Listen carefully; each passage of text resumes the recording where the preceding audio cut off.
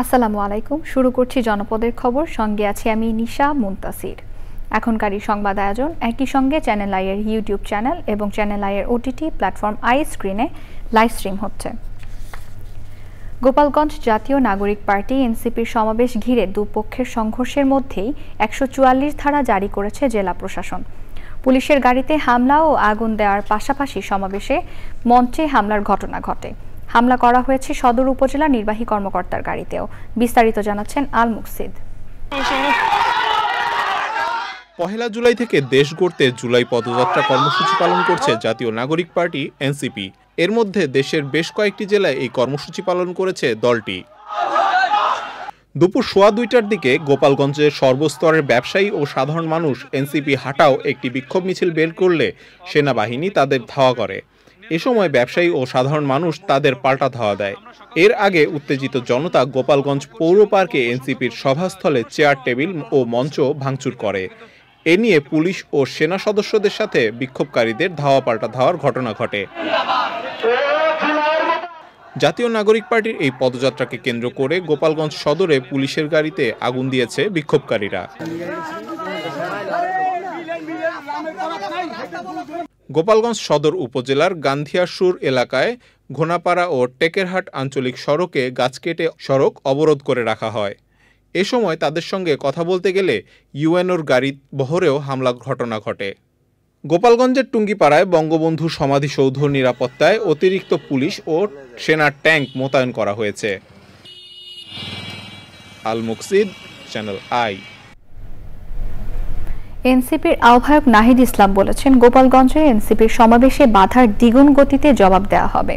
গোপালগঞ্জের পৌর পার্কের পথসভায় তিনি এসব কথা বলেন। নাহিদ ইসলাম বলেন, যদি পুলিশ প্রশাসন ব্যর্থ হয় তাহলে নিজেদেরকে রক্ষার দায়িত্ব নিজেকেই নিতে হবে। বিস্তারিত তাফিমুল ইসলামের রিপোর্টে। দেশ গড়তে জুলাই পদযাত্রা কর্মসূচির ১৬তম দিন মার্চ টু গোপালগঞ্জ কর্মসূচি পালন করেছে জাতীয় নাগরিক পার্টি। এনসিপির কেন্দ্রীয় কর্মসূচি ঘিরে সকাল থেকে গোপালগঞ্জ জুড়ে চরম উত্তেজনা বিরাজ করছে। এনসিপির গাড়ি বহরে পথে পথে বাধা দেওয়ার ঘটনাও ঘটেছে। সমাবেশে কেন্দ্রীয় নেতারা পৌঁছানোর আগে সমাবেশস্থলে হামলা করে আওয়ামী লীগ ও অঙ্গ সংগঠনের নেতাকর্মীরা। বাধা উপেক্ষা করে সমাবেশস্থলে পৌঁছান এনসিপির কেন্দ্রীয় নেতাকর্মীরা।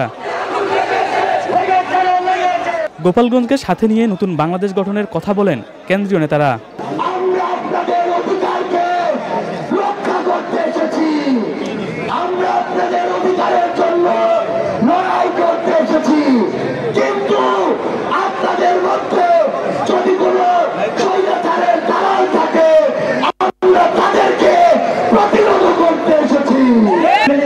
বাংলাদেশে যে পরিবারতান্ত্রিক রাজনীতি হয়েছে, এই পরিবারতান্ত্রিক রাজনীতি থেকে বের হয়ে বাংলাদেশকে সত্যিকার অর্থে ভালোবেসে নতুন একটি বাংলাদেশ গঠনের অভিপ্রায়ে বাংলাদেশমুখী রাজনীতি করতে চাচ্ছে।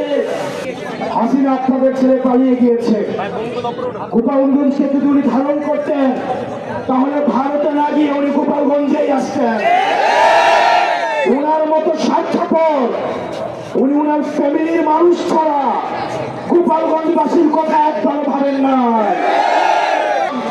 যদি আওয়ামী লীগের অবৈধ অর্থনৈতিক চেইনকে সরকার কন্ট্রোলে নিয়ে আসতে পারত তাহলে এই আওয়ামী লীগের আস্ফালন আমাদেরকে দেখতে হতো না। যারা বাধা ও হামলা করছে তাদের বিচার না করা হলে সারা দেশের মানুষকে নিয়ে আবারও গোপালগঞ্জে আসার হুমকি দিয়েছেন নাহিদ ইসলাম। যদি পুলিশ প্রশাসন ব্যর্থ হয়, নিজেদেরকে রক্ষা করার দায়িত্ব, নিজেদের জেলার মর্যাদা রক্ষা করার দায়িত্ব, বাংলাদেশকে রক্ষা করার দায়িত্ব আমাদের নিজেদেরকেই নিতে হবে। আজকে মুজিববাদীরা বাধা দিয়েছে, তাদেরকে জবাব দেওয়া হবে। আমরা যদি আজকে এখানে দাঁড়িয়ে ঘোষণা দেই, সারা বাংলাদেশ এই গোপালগঞ্জে এসে জড়ো হবে। গোপালগঞ্জ সমাবেশ শেষে মাদারীপুরে যাওয়ার পথে আবারও এনসিপির গাড়ি বহরে হামলা হয়েছে। তাফিমুল ইসলাম, চ্যানেল আই। আজ জুলাই শহীদ দিবস। জুলাইয়ে কোটা আন্দোলনের সময় রংপুরের বেগম রোকেয়া বিশ্ববিদ্যালয়ের ইংরেজি বিভাগের শিক্ষার্থী আবু সাইদ পুলিশের গুলিতে নিহত হওয়ার দিন 16 জুলাই জুলাই শহীদ দিবস ঘোষণা করা হয়েছে। আবু সাইদের পরিবারের সদস্যরা বলেছেন, জুলাই শহীদ দিবস নয়, দিনটি জুলাই আবু সাইদ দিবস নামেই যেন পালন করা হয়। এছাড়া আর যেন কোনো মায়ের বুক খালি না হয় সেটি আবু সাইদের পরিবারের কামনা। রংপুর থেকে ফিরে রাসেল জমাদ্দারের ক্যামেরায় তাফিমুল ইসলামের রিপোর্ট। যে স্লোগানে নিজেকে সঁপে দিয়েছিলেন আবু সাইদ, সমাজের বৈষম্য দূর করতে নেমেছিলেন আন্দোলনে। বৈষম্যহীন সমাজের জন্য আবু সাইদ অসম সাহসিকতার সঙ্গে পুলিশের বন্দুকের সামনে অকুতোভয় ভঙ্গিতে বুক পেতে দিতেও কুণ্ঠাবোধ করেননি। পুলিশের মুখোমুখি আবু সাইদের ভাবমূর্তি আন্দোলনে আইকনিক হয়ে ওঠে। সাহসিকতার এই স্বতঃস্ফূর্ত প্রকাশ সারা দেশে ছড়িয়ে পড়ে কোটা আন্দোলন পরিণত হয় সরকার পতনের এক দফায়। ছাত্র জনতার আত্মত্যাগে ২৪-এর ৫ই আগস্ট রচিত হয় জুলাই গণঅভ্যুত্থান। আবু সাইদের নিহত দিন ১৬ জুলাই স্মরণ করতে সরকার জুলাই শহীদ দিবস ঘোষণা করেছে, কিন্তু আবু সাইদের পরিবারের দাবি শহীদ আবু সাইদ দিবসের। শহীদ আবু সাইদ নামে দিবস পালিত করার কথা। ফির শুনলাম যে ওগুলা কাটি দিয়ে এখন ১৬ জুলাই দিবস ঘোষণা করার কথা। তো ওইটা আমরা মানি না। আমার ছেলে প্রথম শহীদ, বীর শিষ্য শহীদ আবু সাইদ নামে যেন নামটা করদ করা হয়, এই দাবি আমার সরকারের কাছে। যে আন্দোলন কেড়ে নিয়েছে আবু সাইদের মতো হাজার খানেক জীবন, সেই আবু সাইদের মা বললেন নতুন বাংলাদেশে আর যেন কোনো মায়ের বুক খালি না হয়। আমার ছেলের স্মৃতিটা যেন যুগ যুগ থাকি যায়, আমার ছেলে যেন বিতরণ যায় না, আমার ছেলে যেন যে জন্য জীবনটা দিছে ওটা যেন রাখি, আর যেন কারো মায়ের যেন বুক খালি হয় না। আমারে গেছে, আমারে বুক খালি হয়েছে, আমারে হোক এই ঘটনার মেলা মেলা মায়ের বুক খালি হয়েছে, আর যেন জীবনে কাম হয় না। আবু সাইদের পরিবারের দাবি শুধু সন্তানের হত্যার বিচার নয়, তাদের সন্তানের সাথে সারা দেশে সব সন্তান হত্যার বিচার চান তারা। এই জায়গাটিতে গত বছর ১৬ জুলাই পুলিশের গুলিতে নিহত হয় আবু সাইদ।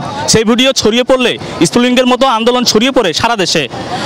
আবু সাইদের পরিবার বলছে যে বৈষম্যহীন সমাজের জন্য আবু সাইদ লড়াই করেছিল, সে বৈষম্য এখনো রয়ে গেছে। রংপুর থেকে তাফিমুল ইসলাম, চ্যানেল আই। চট্টগ্রামে জুলাই শহীদদের স্মরণে স্মৃতিস্তম্ভের নির্মাণ কাজের উদ্বোধন করেছেন মুক্তিযুদ্ধ বিষয়ক উপদেষ্টা ফারুক আজম। সে সময় তিনি বলেন, জুলাই আন্দোলনে শহীদদের পরিবারকে পুনর্বাসন ও দোষীদের বিচার কার্যক্রমে সরকার কাজ করছে, তবে এটি সময় সাপেক্ষ। পর্যায়ক্রমে দেশের ৮৪৪টি স্থানে স্মৃতিফলক স্থাপন করা হবে। সে সময় উপস্থিত ছিলেন চট্টগ্রাম বিভাগীয় কমিশনার ডক্টর জিয়াউদ্দিন আহমেদ, জেলা প্রশাসক ফরিদা খানম, সিটি কর্পোরেশনের প্রধান নির্বাহী কর্মকর্তা শেখ তৌহিদুল ইসলাম সহ প্রশাসনের কর্মকর্তারা। ৮৪৪টা জায়গায় এই শহীদ স্মৃতি ফলক স্থাপন করা হবে, যেই জায়গায় তারা নিহত হয়েছেন সেই জায়গার স্মরণে। এটার দুইটা প্রেক্ষাপট, একটা হচ্ছে এটা শহীদদেরকে স্মরণে রাখা এবং তাদের ত্যাগকে মহান করা, তাদের ত্যাগকে স্মরণে রাখা। আরেকটা হচ্ছে এগুলি দেখেই যেন আগামী দিনে যারা রাষ্ট্র শাসন করবে তারা যেন আর কেউ যেন স্বৈরাচারী না হয়ে উঠতে পারে। এবারে প্রতিনিধিদের পাঠানো তথ্য ও ভিডিও চিত্রে সারা দেশের বিভিন্ন খবর নিয়ে সাদিয়া ওমরের রিপোর্ট। সারা দেশে প্রশাসনের নির্লিপ্ততায় আইন শৃঙ্খলা পরিস্থিতির অবনতি ও ষড়যন্ত্রমূলকভাবে দেশকে অস্থিতিশীল করার চেষ্টা এবং বিএনপির ভারপ্রাপ্ত চেয়ারম্যান তারেক রহমানকে নিয়ে অশ্লীল বক্তব্যের প্রতিবাদে বিক্ষোভ মিছিল করেছে গাজীপুর বিএনপি ও অঙ্গ সংগঠনের নেতাকর্মীরা। জুলাই গণ অভ্যুত্থানে জামালপুর জেলা শহীদ সাফওয়ান আক্তার সদ্য এর কবর জিয়ারত ও দোয়া মাহফিল হয়েছে। আইন শৃঙ্খলা পরিস্থিতির অবনতি ও ষড়যন্ত্রমূলকভাবে দেশকে অস্থিতিশীল করার চেষ্টার প্রতিবাদে নরসিংদীতে বিক্ষোভ মিছিল ও সমাবেশ করেছে জেলা স্বেচ্ছাসেবক দল। নাটোরেও বিক্ষোভ মিছিল ও সমাবেশ করেছে জেলা স্বেচ্ছাসেবক দল। জেলা বিএনপির কার্যালয়ের সামনে থেকে বিক্ষোভ মিছিল বের করে শহরের প্রধান সড়ক প্রদক্ষিণ করে। কক্সবাজারে জুলাই শহীদ দিবস ২০২৫ উদযাপন উপলক্ষে আলোচনা সভা করেছে জেলা প্রশাসন। সভাপতিত্ব করেন জেলা প্রশাসক মোহাম্মদ সালাউদ্দিন। কেন্দ্রীয় কর্মসূচির অংশ হিসেবে বিক্ষোভ মিছিল করেছে জাতীয়তাবাদী স্বেচ্ছাসেবক দল গাজীপুর মহানগর শাখা। দলীয় কার্যালয়ের সামনে সংক্ষিপ্ত সমাবেশে বক্তৃতা করেন স্বেচ্ছাসেবক দলের সহসভাপতি ফরহাদ উদ্দিন, গাজী সালাউদ্দিন ও অন্যরা। মেহেরপুরে বিশ্ব জনসংখ্যা দিবস উপলক্ষে সম্মাননা ক্রেস্ট প্রদান করা হয়েছে। অনুষ্ঠানে প্রধান অতিথি ছিলেন জেলা প্রশাসক সিফাত মেহনাজ। জুলাই শহীদ দিবস উপলক্ষে রাঙামাটিতে আলোচনা সভা হয়েছে। সভাপতিত্ব করেন জেলা প্রশাসক মোহাম্মদ হাবিবুল্লাহ। পুরাতন রেট বাতিল করে ৮০% রেট শিডিউল বৃদ্ধির দাবিতে শেরপুরে মানববন্ধন করেছেন পল্লী বিদ্যুৎ সমিতির মিনি ঠিকাদাররা।